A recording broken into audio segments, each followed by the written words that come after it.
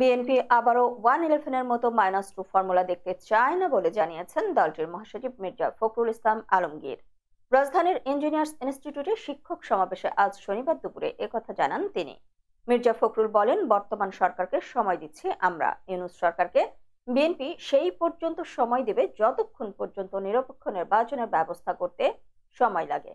আবারও -2 ফর্মুলা দেখতে চায় না বিএনপি, চায় না মৌলবাদ জঙ্গিবাদ। বিএনপি মহাসচিব জানান, রাজনীতিকরণের রাজনীতি বিশ্বাস করেন না তারা, মৌলবাদ নয় গণতান্ত্রিক রাষ্ট্র বিনির্মাণ করতে চায় বিএনপি। তিনি বলেন, ছাত্র জনতার রক্তের বিনিময়ে সাময়িক বিজয় এসেছে, এ বিজয় ধরে রাখতে না পারলে সবই ব্যর্থ হবে।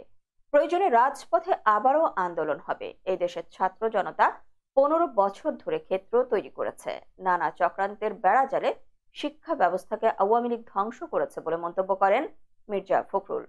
তিনি বলেন, যে দেশে শিক্ষা একটা ভালো কাঠামোর মধ্যে থাকে না, সে দেশে কিছুই হয় না। দেশের শিক্ষা ব্যবস্থা ভেঙে পড়েছে, শিক্ষা ব্যবস্থা পরিকল্পিতভাবে ধ্বংস করা হয়েছে।